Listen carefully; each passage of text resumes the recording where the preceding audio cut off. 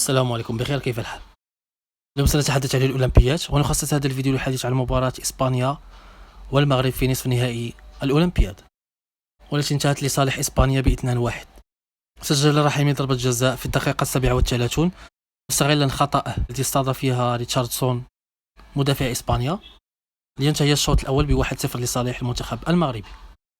مطلع الشوط الثاني ومع استمرار النتيجة على حالها، قام المدرب الإسباني بإدخال 3 تغييرات التي تفوقت على اللياقة البدنية للمنتخب المغربي.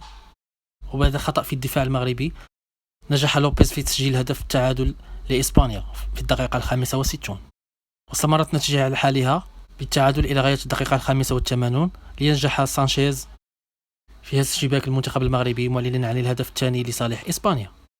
هل تراجع المستوى البدني للمنتخب المغربي بسبب تغييرات المنتخب الإسباني، وكذلك بسبب عدم إجراء تغيير من طرف المدرب المنتخب المغربي طارق سكيشيوي؟